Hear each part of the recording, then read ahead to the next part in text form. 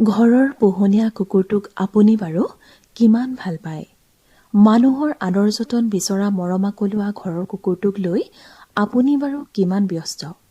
কোৱা হয়, ঘৰৰ বিশ্বস্ত পোহনীয়া কুকুৰটোৱে বোলে গিৰিহঁতকহে নিজতকৈও বেছি ভাল পায়। কথাটো সঁচা। আৰু সেইবাবেই মৰম লগা পোহনীয়া কুকুৰটো হৈ পৰে পৰিয়ালৰ এক এৰাব নোৱাৰা সদস্যৰ দৰে। গৃহস্থইও নিজ সন্তানৰ দৰে আদৰ যতন লয় পোহনীয়া কুকুৰটোৰ। খোৱা বোৱা চাফ চিকুণতাকে ধৰি অসুখ বিসুখলৈকে পৰিয়ালৰ আন সদস্যৰ দৰে মনোযোগ দিয়া হয় ঘৰৰ কুকুৰটোৰ প্ৰতিও। কিন্তু ইমানবোৰ প্ৰতিপালনৰ পিছতো কেতিয়াবা মহামাৰীৰ ৰূপত দেখা দিয়া একোটা সংসাৰী ৰোগ হৈ পৰিব পাৰে আপোনাৰ কুকুৰটোৰ মৃত্যুৰ কাৰণ। বৰ্তমান দেখা দিয়া কুকুৰৰ তেনে এক সংসাৰী ৰোগ সম্পৰ্কতে প্ৰস্তুত কৰা হৈছে আজিৰ এই প্ৰতিবেদন। যোৱা কেইবামান ধৰি মহামাৰী সদৃশ অতি সংক্ৰামক এক ৰোগত আক্ৰান্ত পোহনীয়া কুকুৰে ভৰি পৰিছে গোলাঘাটৰ পশু চিকিৎসালয়ৰ কেন্দ্ৰৰ চৌহদ। প্ৰতিটো দিনত ২৫-৩০টা পৰ্যন্ত এই ৰোগত আক্ৰান্ত কুকুৰক লৈ গৃহস্থই ভিৰ কৰিছে চিকিৎসালয়খনত। দুৰ্বল, জ্বৰ, ডায়েৰিয়া, আভোক আদি লক্ষণ লৈ অহা ৰোগাত্মক কুকুৰক চেলাইন আদি দিয়াৰ লগতে জৰুৰী চিকিৎসাত ব্যস্ত হৈ পৰিছে কেন্দ্ৰটোৰ পশু চিকিৎসক আৰু চিকিৎসা কৰ্মীসকল। কুকুৰৰ ক্ষেত্ৰত দেখা দিয়া খুচৰা ৰোগবিধ সম্পৰ্কত ল'ব লগা সাৱধানতা, প্ৰতিষেধক তথা চিকিৎসাৰ বিষয়ে চিকিৎসকে কি কয় শুনো আহক।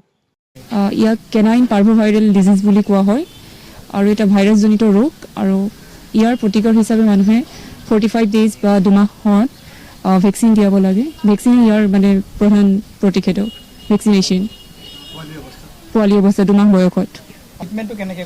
ইয়াৰ চিম্পটমেটিক ট্ৰিটমেণ্ট দিয়া হয়, ফ্লুইড থেৰাপি আৰু যিবোৰ চিম্পটম দেখা দিয়ে যেনে বমি হয়, পায়খানাত অলপ তেজো আহিব পাৰে, সেই চিম্পটমবোৰ চাই চিম্পটমেটিক ট্ৰিটমেণ্ট দিয়া হয় ইয়াতে। আৰু বেক্টেৰিয়েল ইনফেকশ্যন, ছেকেণ্ডেৰী বেক্টেৰিয়েল ইনফেকশ্যনৰ কাৰণে এণ্টিবায়'টিক থেৰাপি দিয়া হয়।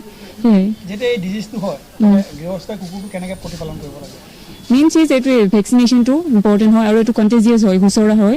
যদি ঘৰত বেলেগ কুকুৰ থাকে মানে যিটো সুস্থ আছে তাক যিটো বেমাৰ হৈছে তাৰ পৰা দূৰত ৰাখিলে বেছি ভাল হয়। যিহেতু কণ্টেজিয়াছ হয়, ইটোৰ পৰা সিটোলৈ যাব পাৰে। ফ্লুইড থেৰাপিত যিমান লাগে বা এণ্টিবায়'টিক থেৰাপি দিয়া হয়। তো খৰচটো বুলি নহয়, প্ৰথমে যদি ভেকচিনটো দিয়া হয় এইটো খৰচ মানে কমেই হ'ব।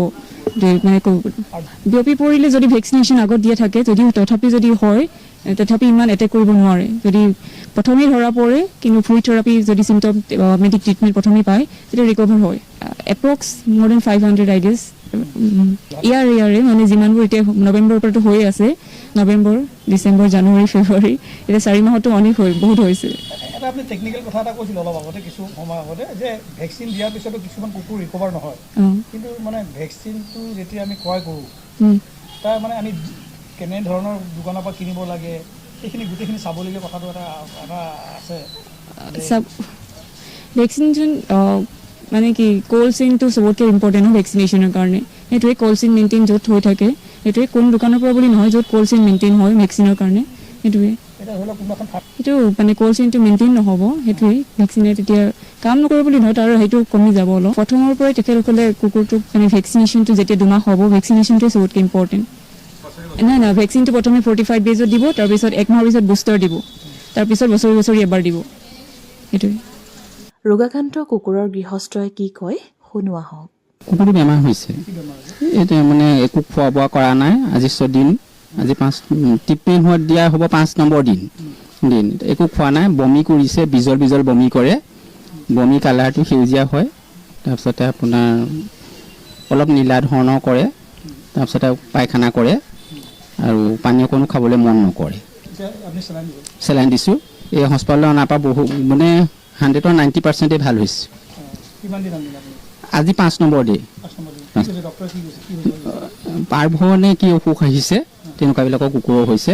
ডক্টৰে কৈছে কুকুৰবোৰ সাৱধানে থাকিব আৰু যদি ঘৰত কুকুৰ আছে অসুখীয়া কুকুৰৰ লগত লেটিপেটি হ'বলৈ নিদিব, তাক সদায় আছুতীয়াকৈ ৰাখিব, ট্ৰিটমেণ্ট পোৱাৰ পাছত ভাল হৈ যাব। আচলতে কুকুৰবিলাকৰ কি হয়, নাখায়, বমি কৰে, তাৰপিছত জুলুকা মাৰি ৰখি থাকে, এনেকুৱা ধৰণৰ। ইয়াত হস্পিটেলত অনাৰ পিছত কৈছে পাৰ্ভু বোলে এনেকুৱা এটা ভাইৰেল ফিভাৰ হয় বোলে কুকুৰবিলাকৰ সাধাৰণতে, আৰু এইটো এটা ভেকচিন দিব লাগে বোলে। আমি ভেকচিন দিয়া নাছিলোঁ, গম পোৱা নাছিলোঁ এইটো অসুখৰ কাৰণে ভেকচিন দিব লাগে। জানিব লাগিব হয় কিন্তু আমিতো বহুত হেৰিকৈ ৰাখোঁ চৌখিন হিচাপেই ৰাখোঁ তাক বহুত ধুনীয়াকৈ ফুৰা মেলা কৰিবলৈ নিদিওঁ ক'তো হেৰি কৰিবলৈ নিদিওঁ কিন্তু কথাটো হ'ল কি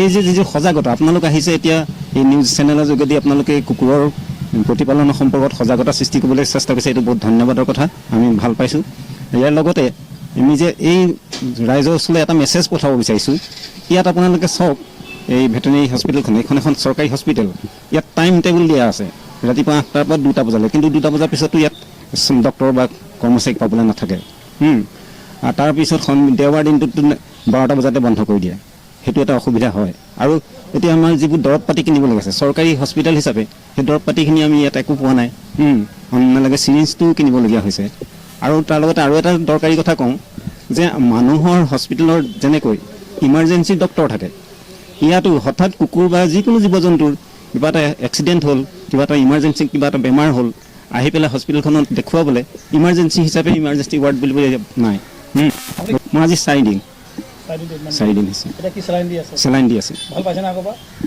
তেনেকুৱা ইম্প্ৰুভ হোৱা নাই 5 দিনলৈকে থাকে বুলি কৈছে 5 দিনৰ পিছত হ'ব চিকিৎসকে তেনেকৈ কৈছে সেইমতে এইটো আমি আচলতে গৈছিলোঁ বাহিৰলৈ ফুৰিবলৈ তেতিয়া আহি দেখিছোঁ কুকুৰকেইজনী দুৰ্বল হৈ গ'ল একদম ক্ষীণাই গ'ল তাৰপিছত ডক্টৰ ইয়াত আনিলোঁ যোৱা শনিবাৰে গম পালোঁ পাৰ্ভ হৈছে বুলি এইটো এটা ভাইৰেল হয় ভাইৰেল ইনফেকশ্যন ইটোৰ পৰা সিটোলৈ বিয়পে আমাৰ 6জনী পোৱালি আছিলে তাৰে 3জনী ঢুকাই গ'ল আচলতে ইজনীৰ পৰা সিজনীলৈ বিয়পিলে নেকি আৰু 3 মাহ হৈছিলে 3 মাহ হোৱাৰ বাবে সম্ভৱ ইমিউনিটি কম কাৰণে সম্ভৱ মানে অকণমান দুৰ্বল হৈ গ'ল আৰু নিজকে বচাব নোৱাৰিলে এজনী এতিয়া আছিলে অকণমান ঠিক হৈ লৈ আনিলোঁ হস্পিটেল আজি 4 দিন হ'ল ইনজেকশ্যন দি আহিছোঁ এণ্টিবায়'টিক এবাৰ ভমিটিঙৰ আৰু পায়খানাৰ চবৰে দিয়া হৈছে আজি 4 দিন হ'ল যথেষ্ট ভাল হৈছে আৰু কালিলৈ এটা ইনজেকশ্যন আছে টোটেল 5 দিনৰ কাৰণে দিছিলে যথেষ্ট ভাল হৈছে চিকিৎসকে এইটোৱে কৈছে পাৰ্ভ বেমাৰ বুলি কৈছে এইটো হাৱাত আহে এইটো ফেব্ৰুৱাৰী মাৰ্চ এপ্ৰিলত বেছিকৈ হয় কুকুৰৰ প্ৰতি যথেষ্ট মৰম আছে মানুহৰ কুকুৰ প্ৰভু ভক্ত বুলি কয় সেইটোৱে